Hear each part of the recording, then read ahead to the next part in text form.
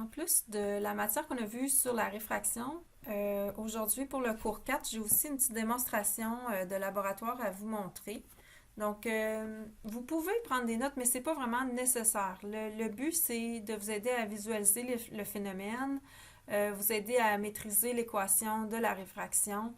C'est normalement quelque chose que vous auriez fait comme un laboratoire là, en équipe. Donc, là, je vous le fais en démonstration. Donc, peut-être juste être attentif pour une première lecture, puis si vous, au besoin, vous pourrez revisionner certaines parties.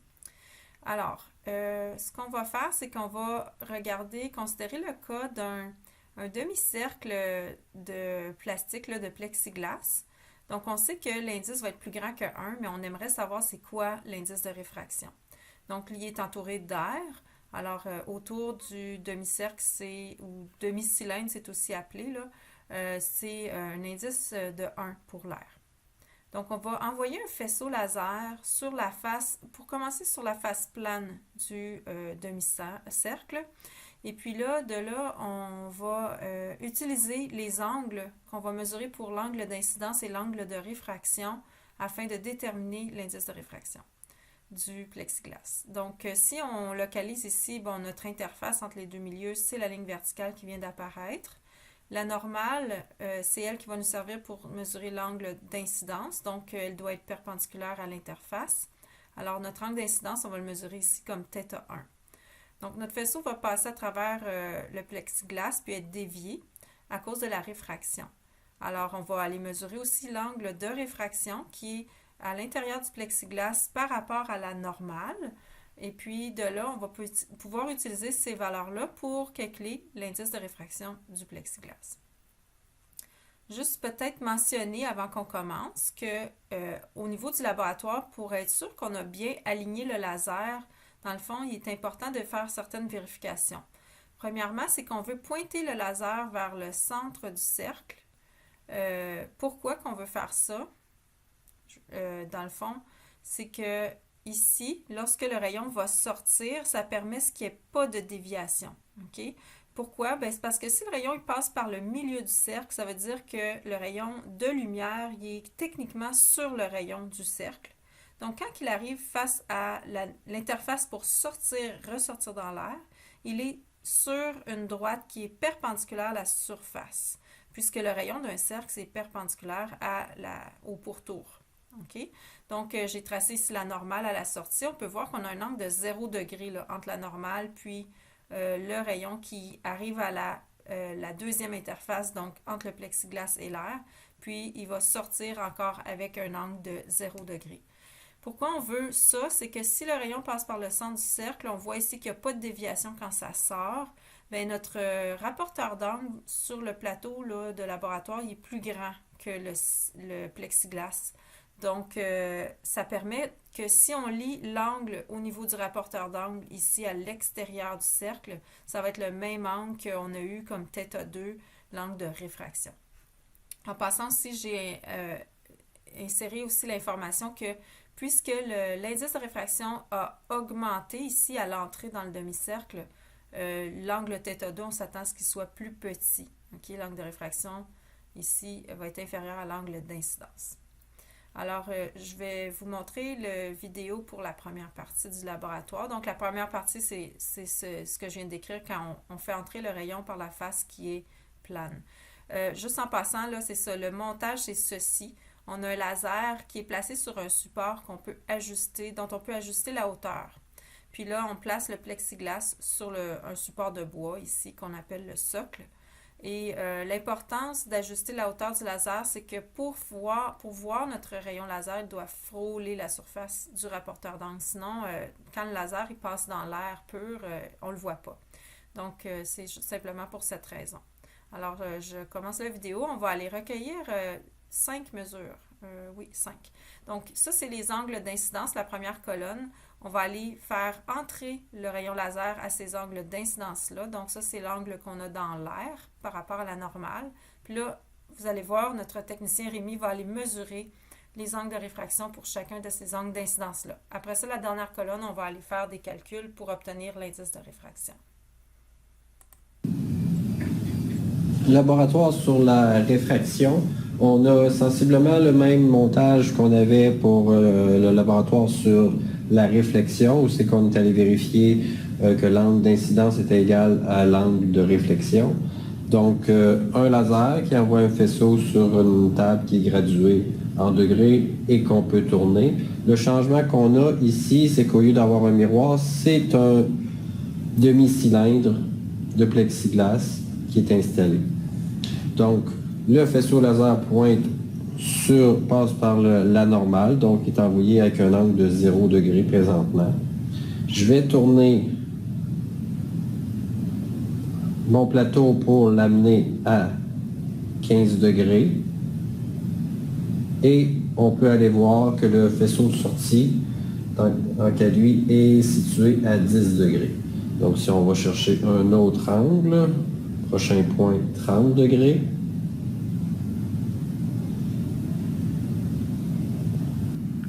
Le faisceau incident est celui-ci, donc qui passe par 30 degrés. Il y a une partie du faisceau qui est réfléchie par la surface du demi-cylindre. On n'en tient pas compte. Ce qu'on va voir vraiment, c'est à quel angle le faisceau de sortie qui passe dans le demi-cylindre et qui ressort, à quel angle il ressort. Donc, présentement ici, ce qu'on lit, un angle d'incidence de 30 degrés et un angle de sortie de 19 degrés.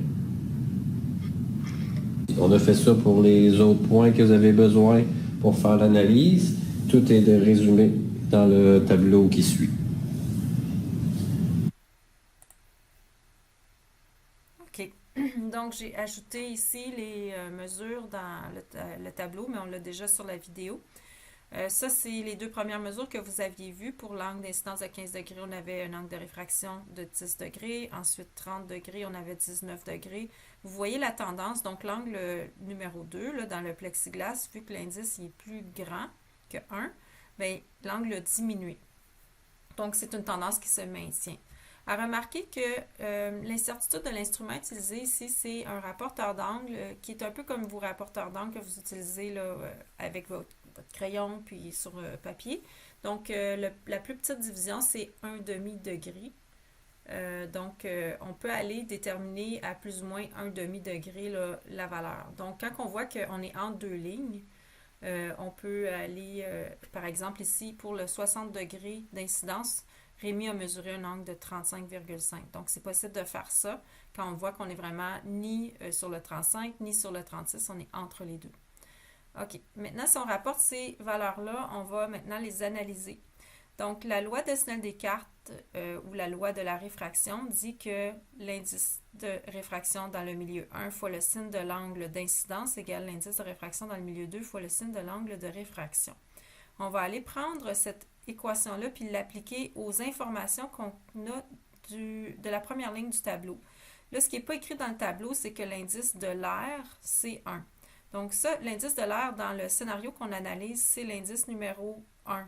Parce que notre faisceau, on analyse quand il est dans l'air et qu'ensuite il passe dans le plexiglas après avoir frappé la surface plane. Donc voici ce que ça donne. On a l'indice de réfraction dans le milieu 1 qui est l'air, fois le sinus de l'angle d'incidence qui était de 15 degrés.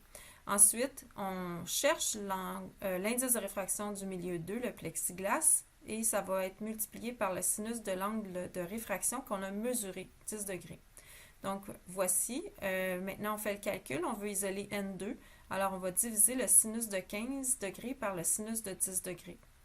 Alors, on effectue ça. Donc, le sin de 15 nous donne un chiffre à décimale, le sin de 10 aussi. Donc, un coup qu'on divise, on obtient notre indice de réfraction directement. Et ça nous donne, dans le premier cas, 1,49. J'ai décidé de garder 3 chiffres après la virgule, donc on va faire ça pour toutes les mesures. On va faire une moyenne à la fin. Bien sûr, chaque mesure va nous donner quelque chose normalement qui est assez proche de 1,49, mais ça va fluctuer un peu étant donné les erreurs expérimentales. C'est quelque chose à quoi on s'attend, donc c'est pour ça qu'on a été prendre 5 mesures. En fait, plus qu'on a de mesures, plus qu'on s'attend à avoir ensuite un indice de réfraction moyen qui est précis. Fait que pour la deuxième ligne ici, on reprend le même calcul, l'indice de réfraction dans le milieu 1 qui est toujours l'air de 1 degré, mais tout ce qui change, c'est le 30 degrés ici, qui est l'angle d'incidence à la place du 15. puis le 19 degrés comme angle de réfraction. Alors, encore une fois, l'indice de réfraction va correspondre au sinus de l'angle d'incidence sur le sinus de l'angle réfracté. Donc, sin de 30 sur sin de 19, on obtient ici 1,536. Donc, je vous épargne la suite des calculs, mais ça se répète là. Donc, on procède de la même façon, puis on va obtenir d'autres indices, d'autres valeurs d'indice de réfraction pour les 3 autres mesures. Les voici. Donc, à la fin, on veut un indice de réfraction qui provient de la moyenne de nos valeurs expérimentales. Donc, on en fait la somme et on divise par le nombre de valeurs prélevées. Puis, on obtient comme indice de réfraction moyen 1,493. OK? Maintenant, on va se poser la question sur comment on pourrait évaluer le pourcentage d'écart ou la fiabilité de nos résultats ici. Quand on n'a pas, disons qu'on ne connaît pas l'indice de réfraction du plexiglas, okay? On ne sait pas si 1,49 c'est vraiment la valeur théorique ou pas.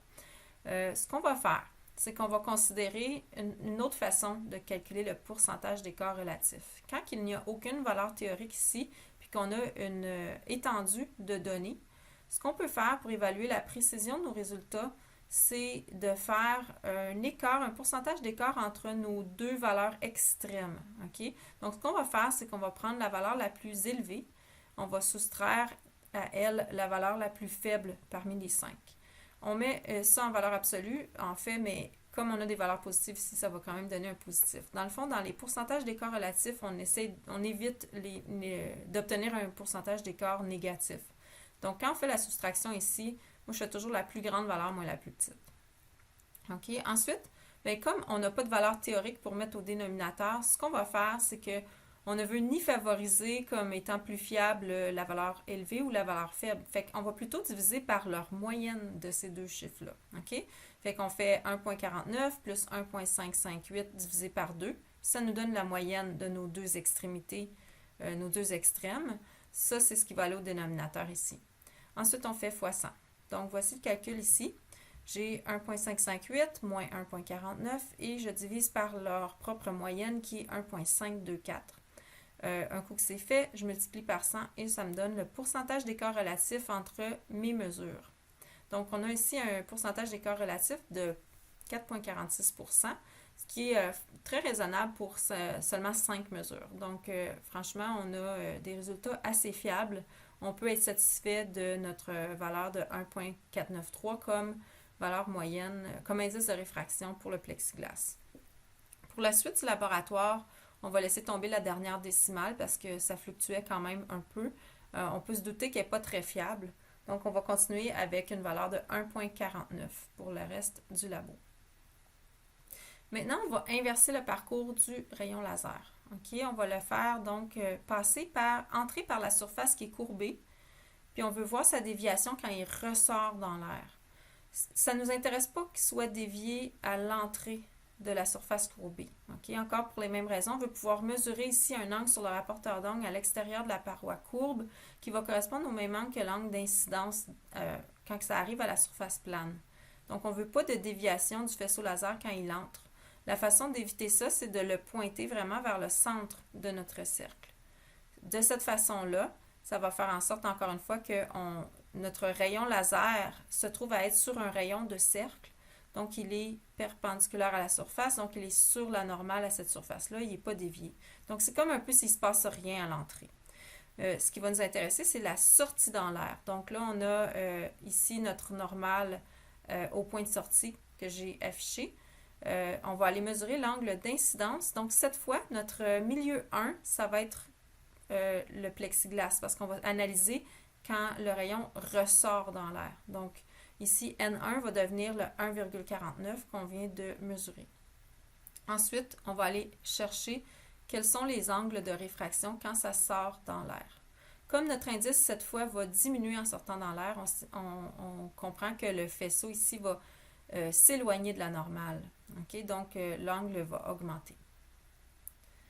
Alors, on va reprendre la vidéo de la démonstration avec Rémi, rendue à cette partie-là. On va aller avec Rémi mesurer si l'angle se dirige à 15 degrés, quel est l'angle de sortie mesuré. Donc, on va remplir la colonne des mesures ici pour commencer. je vais aller placer la vidéo à 1 minute 54. À peu près ça. OK.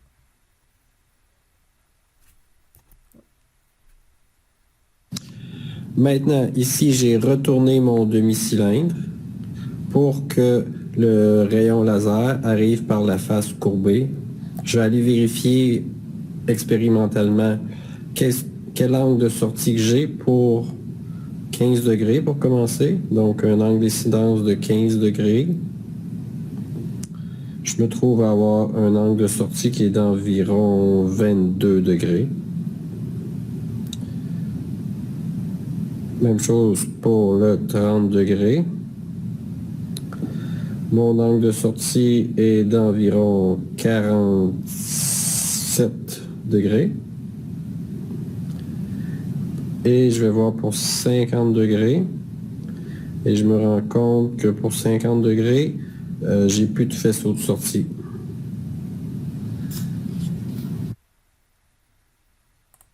OK. Donc, voici les données recueillies en laboratoire. Donc, on a pu prendre des mesures avec un angle d'incidence de 15 degrés et de 30 degrés. Le faisceau ressortait dans l'air. Mais Rémi s'est aperçu qu'à 50 degrés d'incidence, il n'y avait pas de faisceau clair là, qui sortait dans l'air. Il y avait seulement, on pouvait voir juste la réflexion de la lumière. Vous remarquez là, qu'il y a tout le temps aussi le rayon réfléchi dans le laboratoire, mais on ne s'y attarde pas cette fois. Là, on va aller calculer maintenant quelle valeur on s'attendait d'avoir pour l'angle mesuré à la sortie. Donc, on reprend la loi ici de la réfraction pour la première série de données. On a le faisceau qui passe du plexiglas dans l'air. Donc, le milieu indice N1, c'est maintenant le plexiglas, puis on a dit que cette valeur-là, c'est 1,49. Alors, on a le signe de 15 degrés qui est l'angle d'incidence.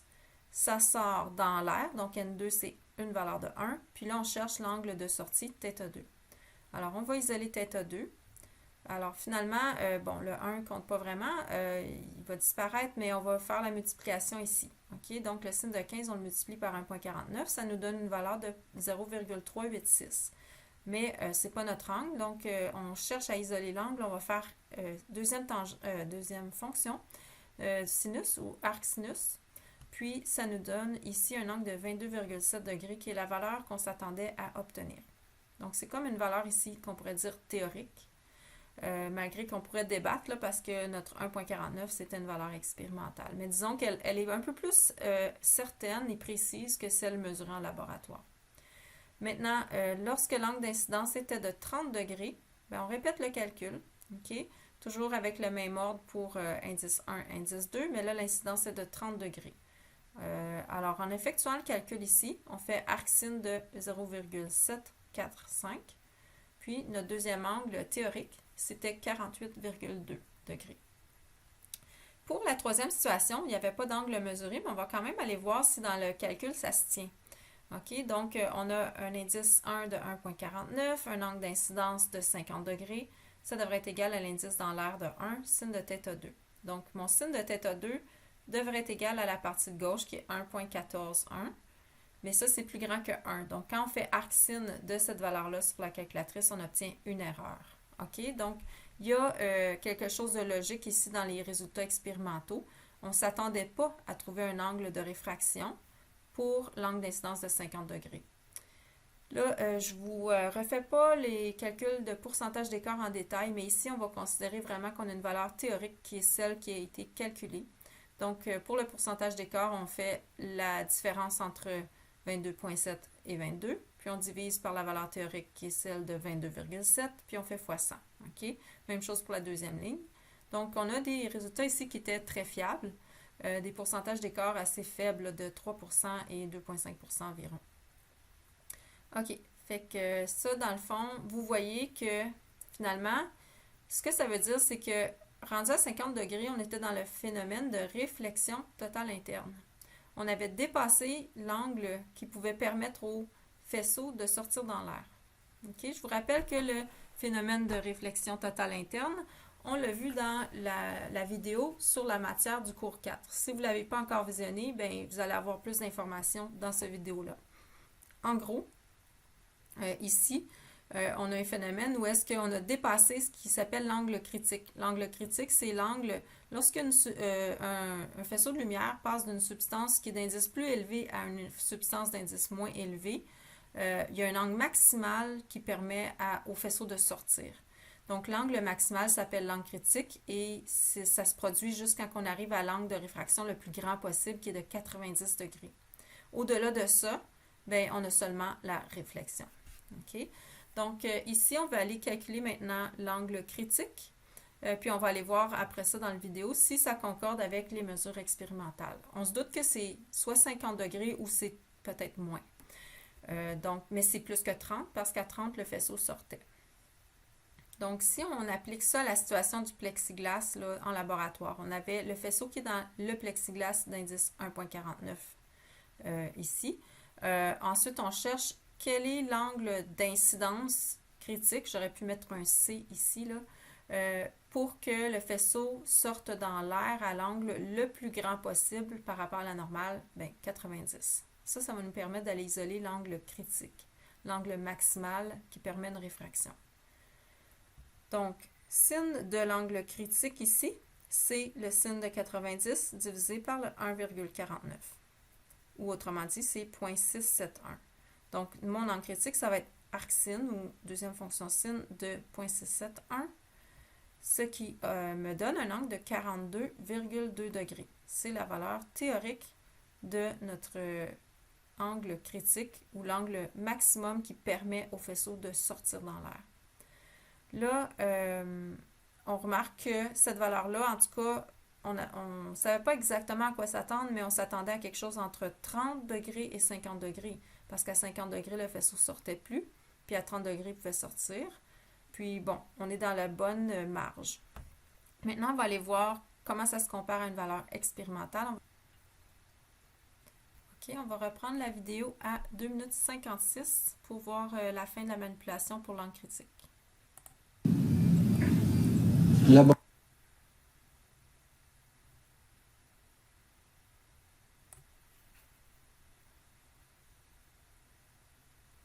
Ici, encore une fois, le faisceau arrive par la partie courbée du demi-cylindre. On va aller tourner le plateau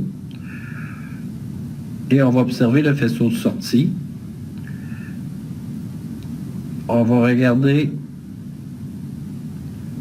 quel va être l'angle d'incidence lorsque le faisceau de sortie ne sera plus présent. Donc, il va finir par disparaître.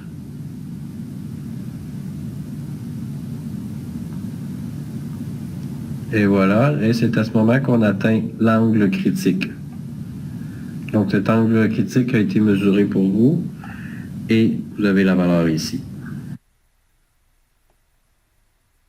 Donc, on a mesuré une valeur de 43 degrés, ce qui est vraiment assez proche là, de notre valeur calculée. Si on fait un pourcentage d'écart entre les deux, la valeur calculée, on peut la considérer comme une valeur théorique. On a un pourcentage d'écart relatif de seulement 2% environ. Donc, voilà, ça fait le tour un peu, puis ça vous montre différentes facettes du phénomène de réfraction. Donc, ce qu'on retient, là, c'est que l'angle critique, ça peut seulement se produire à une interface où est-ce que la lumière passe d'un indice plus grand à un indice plus faible. OK? Donc, c'était le cas ici. Il était dans le plexiglas, puis il essayait de sortir dans l'air. Et puis, au-delà de cet angle-là, toute la lumière est réfléchie. OK? Donc, voilà pour la démonstration sur la réfraction. Merci.